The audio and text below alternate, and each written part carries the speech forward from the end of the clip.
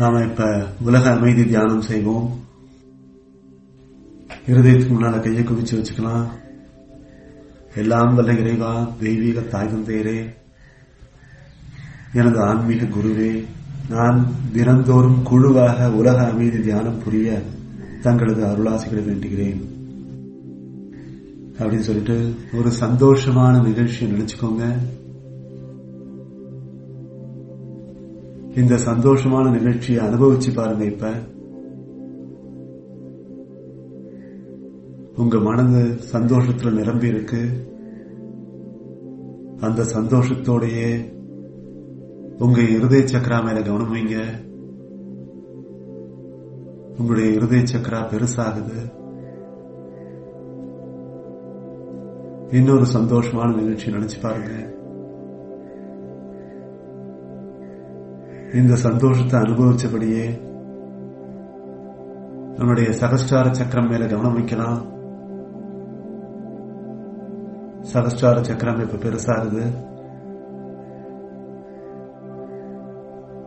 கைய ஆசீர்வாதம் பண்ற பொசிஷன்ல வச்சுக்கோங்க. பூமியை சின்னதா பந்து மாதிரி கற்பனை பண்ணிக்கலாம். நாக்க மேலனத்தோட வச்சுக்கோங்க. முதுகுத்தண்டு நிமிர்ந்த நிலையில உட்காருங்க. இறைவா, என்னை தங்கள் அமைதியின் கருவியாக்குங்கள். இந்த உலகத்தில் இருக்கிற எல்லா ஜீவராசிகளுக்கும் எப்பயுமே மன அமைதி தொடர்ந்து கிடைக்கட்டும். எங்கே வெறுப்பு உள்ளதோ அங்கே அன்பு மலரட்டும். உலகத்துல இறைவனோட அன்பும் குருமார்களோட அன்பும் தொடர்ந்து எல்லா உயிரினங்களுக்கும் கிடைக்கட்டும். எல்லா உயிரினங்களும் பரஸ்பர அன்போட எப்பயுமே நடந்துகிட்டோம். எங்கே காயம் ஏற்பட்டதோ அங்கே மன்னிக்கும் தன்மை மலரட்டும். உலகத்துல பல நிலைகள்ல பல பேருக்கு மத்தியில பலவிதமான மனவேதங்கள் இருக்கலாம். இந்த எல்லா விதமான மனவேதங்களும் மன்னிக்கும் தன்மையினால சுமூகமா தீர்த்து வைக்கப்படலாம். உலகத்துல எல்லா உயிரினங்களுக்கும் மன்னிக்கும் தன்மை ஒரு இயல்பாகட்டும்.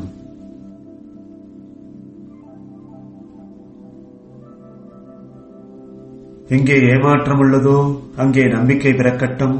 எங்கே சந்தேகம் உள்ளதோ அங்கே விசுவாசம் விதைக்கப்படட்டும்.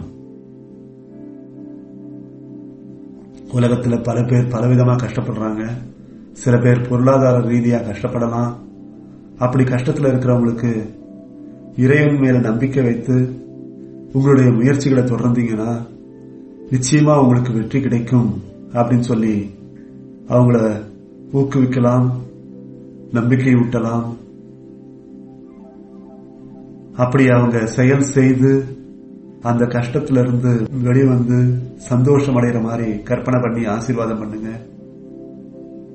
எங்கே இருள் உள்ளதோ அங்கே வெளிச்சம் பிறக்கட்டும். எங்கே துன்பம் உள்ளதோ அங்கே இன்பம் பொங்கட்டும். உலகத்துல பல பேர் தான் செய்யாத குற்றத்திற்காக கஷ்டப்படுறாங்க. சில பேர் ஆஸ்பத்திரியில இருந்து கஷ்டப்படுறாங்க. சில பேர் மனநிலை குன்றிய நிலையில கஷ்டப்படுறாங்க. சில பேர் ஜெயில இருந்து கஷ்டப்படுறாங்க. பல பேர் பொல்யூஷன்னால கஷ்டப்படுறாங்க. இப்படி தான் செய்யாத குற்றத்திற்காக கஷ்டப்படும் போது அவங்களுக்கு எனக்கு ஏன் இப்படிப்பட்ட நிலை வருது, நான் யாருக்குமே எந்த கஷ்டமும் கொடுக்கலையே அப்படிங்கிற மனநிலை ஏற்படலாம். இறைவனோட தெய்வீக அறிவு அப்படிங்கிற பகுத்தறிவு அவங்களுக்கு எல்லாருக்கும் வந்துச்சு அப்படின்னா, அவங்களுக்கு ஏற்பட்டதுன்னா தன்னுடைய இந்த நிலைக்கு காரணம் என்ன அப்படிங்கறத புரிஞ்சுக்கிற மனநிலை ஏற்படும். அப்படி புரிஞ்சுக்கிட்டு அதற்கு தகுந்த பரிகாரம் செய்யறதுக்கு முயற்சி செஞ்சா அந்த கஷ்டத்திலிருந்து வெளியில வந்து சந்தோஷம் அடைவாங்க. அப்படி எல்லாரும் பகுத்தறிவோட சிந்திச்சு செயல்பட்டு கஷ்டத்திலிருந்து வெளிவந்து ஆனந்தமா இருக்கிற மாதிரி கற்பனை பண்ணி ஆசீர்வாதம் பண்ணுங்க. உங்களுடைய சகஸ்டார சக்கரம் மேல கவனம் வச்சு இப்ப பூமியில இருக்கிற எல்லா ஜீவராசிகளுக்கும் ஆசீர்வாதம் செய்வோம். இறைவனோட இருதய மையத்திலிருந்து இந்த உலகத்தில் இருக்கிற எல்லா ஜீவராசிகளுக்கும் அன்பு, அரவணைப்பு, பாசம், உற்சாகம், நல்லிணக்கம், ஆரோக்கியம், செல்வ வளம், நல்லது செய்யணுங்கிற நோக்கம் மட்டும் இல்லாம நல்லது செய்து காட்டணுங்கிற மனப்பக்குவம், இது எல்லாமே தொடர்ந்து ஏற்படட்டும் அப்படின்னு சொல்லி ஆசீர்வாதம் பண்ணுங்க. இப்ப உங்களுடைய இருதயம் மற்றும் சகஸ்டார சக்கரம் ரெண்டு மேலையும் கவனம் வைங்க. ஆழ்ந்த உள்மூச்சு எடுங்க, நிறுத்துங்க. ஆழ்ந்த வெளிமூச்சு, நிறுத்துங்க. திரும்பவும் ஆழ்ந்த உள்மூச்சு, நிறுத்துங்க. ஆழ்ந்த வெளிமூச்சு, நிறுத்துங்க. நம்மளுடைய சகஸ்டாரா வழியா நமக்குள்ளார வரக்கூடிய தெய்வீக சக்தி நம்ம உடம்பு முழுவதும் பரவுறதுனால நம்மளுக்கு பரவசம் ஏற்படலாம். இறைவனோட இருதய மையத்திலிருந்து நம்முடைய சகஸ்டாரா மற்றும் இருதய மையம் வழியாக இந்த பூமியில் உள்ள எல்லா ஜீவராசிகளுக்கும் எப்பயுமே மன்னிக்கும் தன்மை, மன அமைதி, எல்லார்கிட்டையும் அன்பா நடந்துக்கிற குணம், இது எல்லாமே இயல்பா இருக்கட்டும் அப்படின்னு சொல்லி ஆசீர்வாதம் பண்ணுங்க. யார் எந்த தவறு செய்தாலும் உடனடியா மன்னிக்கும் மனப்பக்குவம் ஏற்படட்டும். எல்லாருக்கும் எப்பயுமே நன்மை செய்யணும் அப்படிங்கிற மனப்பக்குவம் ஏற்படட்டும்.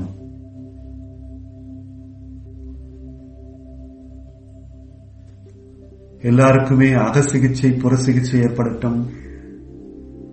எல்லாரும் ஆனந்தமா, ஆரோக்கியமா, செல்வ வளத்தோட ஒற்றுமையா வாழட்டும்.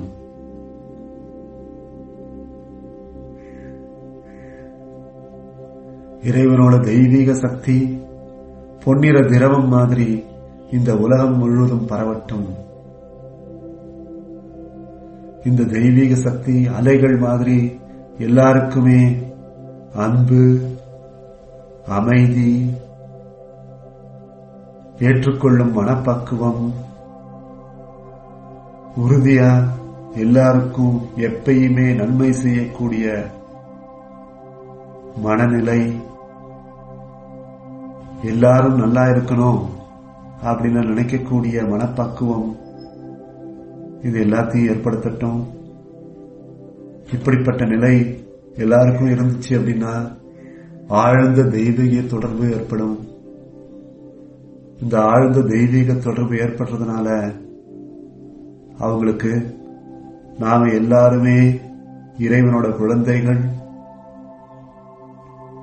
நாம எல்லாருமே ஒன்று அப்படிங்கிற புரிதல் ஏற்படும்.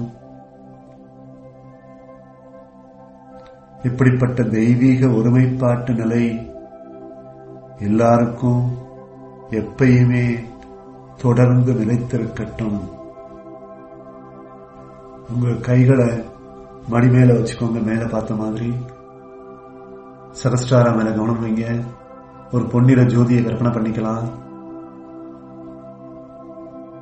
இந்த பொன்னிற ஜோதி நம்முடைய ஆன்மீக நான் சகஸ்டாராக்கு வந்து இறங்கக்கூடிய இடத்துல இருக்கு. இது ரெண்டும் ஒரே நேர்கோட்டில் இருக்கிறதுனால நாம இந்த பொன்னிற ஜோதி மேல கவனம் வைக்கும் போது, பின்னணியில ஓம் மந்திரம் உச்சரிக்கிறத கவனிக்கும் போது, இந்த பொன்னிற ஜோதி மிளிர்வதாகவும் மேலோங்கி எழும்புவதாகவும் உங்களுக்கு தோணலாம். இன்னும் இந்த ஜோதி விரிவடைகிற மாதிரியும், உங்களுடைய உள்ளுணர்வு விரிவடைகிற மாதிரி உங்களுக்கு புரியலாம். உள்ளுணர்வு விரிவடையத அனுபவிச்சு பாருங்க. சகஸ்டாரா மேல தொடர்ந்து கவனம் வைங்க.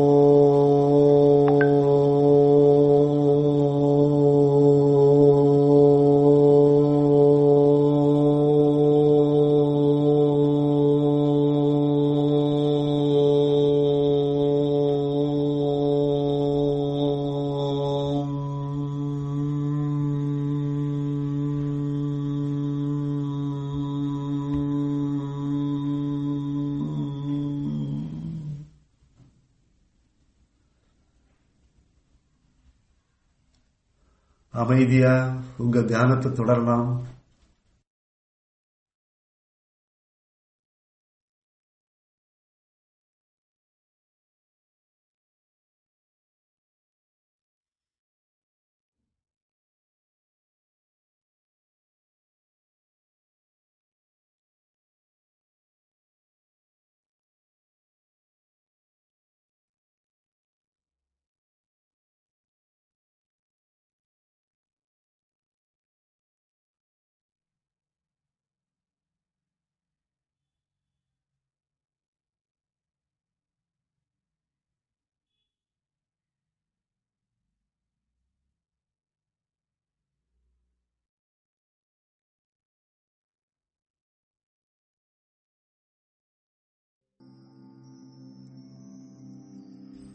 கையை மெல்ல அசைச்சு ஆசீர்வாதம் பண்ற நிலையில கொண்டு வாங்க. முன்னால பூமியை பந்து மாதிரி கற்பனை பண்ணிக்கலாம். இந்த உலகத்தில் இருக்கிற எல்லா ஜீவராசிகளுக்கும் இறைவனோட கருணையினால, குருமார்களோட கருணையினால அன்பு, அமைதி, மன்னிக்கும் தன்மை நிரந்தர இயல்பாகட்டும். எல்லாரும் எப்பயுமே பரஸ்பர நட்போட, எல்லாருக்கும் நன்மை செய்யணுங்கிற மனப்பக்குவத்தோட செயல்படட்டும். யாரு எந்த தவறு செய்தாலும் உடனடியாக மன்னிக்கிற மனப்பக்குவம் ஏற்படட்டும். இந்த உலகத்திலிருந்து கோவிட் வைரஸோட தாக்கம் முற்றிலுமாக நீக்கப்படுவதற்கு இறைவனோட அருளும் குருமார்களோட அருளும் தொடர்ந்து வேலை செய்து இந்த கோவிட் வைரஸை முற்றிலுமாக சிதைத்து நீக்கட்டும். யாருமே இந்த கோவிட் வைரஸ்னால பாதிக்கப்படாத மாதிரி நிலை ஏற்படட்டும்.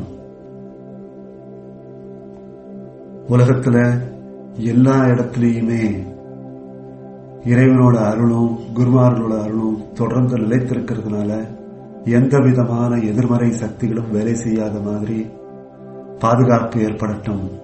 அதாவது மனிதனால உருவாக்கப்பட்ட எதிர்மறை சக்தியா இருந்தாலும் சரி, இயற்கை சீற்றத்தை ஏற்படுத்தக்கூடிய எதிர்மறை சக்தியா இருந்தாலும் சரி, இந்த எந்த சக்திகளுமே எதிர்மறை சக்திகளுமே வேலை செய்யாத மாதிரி இறைவனோட பாதுகாப்பு ஏற்படட்டும். எல்லா மக்களும் தன்னுடைய கடமையை உணர்ந்து நிறைவேற்றட்டும். இந்த உலகம் முழுவதும் பொற்காலம் 2030 டிசம்பருக்கு முன்பாக ஏற்படட்டும். இந்தியா முழுவதும் பொற்காலம் 2025 டிசம்பருக்கு முன்பாக ஏற்படட்டும். இது ஏற்படுறதுல ஏதாவது தடைகள் இருந்துச்சுன்னா அது எல்லாமே நீக்கப்படட்டும். இங்க இருக்கிறவங்களுடைய சொந்த விருப்பங்கள், தேவைகள் எல்லாமே கூடிய விரைவில் நிறைவேறட்டும். அது நிறைவேறதுல ஏதாவது தடைகள் இருந்துச்சுன்னா அது நீக்கப்படட்டும் அப்படின்னு சொல்லி ஆசீர்வாதம் பண்ணுங்க. எல்லாருக்கும் எப்பயுமே எல்லா வளங்களும் கிடைத்து ஆரோக்கியமா, ஆனந்தமா, நட்புறவோட நல்லபடியா வாழட்டும் சொல்லி ஆசீர்வாதம் பண்ணுங்க. கைய பூமியை பார்த்து வைங்க. இந்த பூமித்தாயின் மறுவாழ்வு பெறட்டும். இந்த பூமித்தாய் மறு ஆக்கம் பெறட்டும். இந்த பூமித்தாய்க்கு நல்ல நீர், நல்ல நிலம், நல்ல காற்று என்றும் நிலைத்திருக்கட்டும். நான் ஆழமாக இந்த பூமித்தாயுடன் வேரூன்றி உள்ளேன். எனக்கு பாதுகாப்பளிக்கும் இந்த பூமித்தாய்க்கு நான் மனமாற நன்றி கூறிக்கொள்கிறேன். எல்லாம் வல்ல இறைவா, தெய்வீக தாய் தந்தையரே, பரமாத்மா மகாகுரு மேலிங் அவர்களே, பரமாத்மா சோஹன்ஜித் மேலிங்பா அவர்களே, எனது ஆன்மீக குரு சத்குரு கிராண்ட் மாஸ்டர் சோகோக்சி அவர்களே மற்றும் ஆன்மீகத்தில் மேன்மையடைந்த குருமார்களுக்கும், யோகிகளுக்கும், ஞானிகளுக்கும், புத்தர்மார்களுக்கும் எங்களது ஆன்ம வணக்கம். நான் தினந்தோறும் குழுவாக குருவின் அனைத்து போதனைகளையும் பயிற்சி செய்து எனது அகசுத்தம், புறசுத்தம் ஆகியவற்றை கணிசமாக மேம்படுத்திக் கொண்டு ஆன்மீக முன்னேற்றத்தை விரைவுபடுத்தி தக்க வைத்துக் கொள்ளவும், நான் பலனடைந்தது போல இக்கல்வியினை பலருக்கும் தெரியப்படுத்தி அவர்களது வாழ்க்கை தரத்தை மேம்படுத்தவும் என்னாலான அனைத்து முயற்சிகளையும் மேற்கொண்டு கணிசமான பங்காற்ற இவ்வுலகில் பொற்காலம் ஏற்படுவதில் கணிசமான பங்காற்ற தங்களது அருளாசிகளை வேண்டுகிறேன். என்னை தகுந்த நல்வழிப்படுத்தி நல்லதையே எப்பொழுதும் நினைக்கும் மனப்பக்குவம் அளித்து நான் அனைவருக்கும் உதவி புரியும் மனநிலையை அளித்து நல்வழிப்படுத்தி அரிய வாய்ப்பை அளித்ததற்கு நன்றி கூறுகிறேன். ஆழ்ந்த நன்றி விசுவாசத்துடன், ஆழ்ந்த மரியாதையுடன், அளவற்ற அன்புடன், முழு நம்பிக்கையுடன் நன்றி கூறுகிறேன். அப்படியே ஆகட்டும். ஆத்மா நமஸ்தே.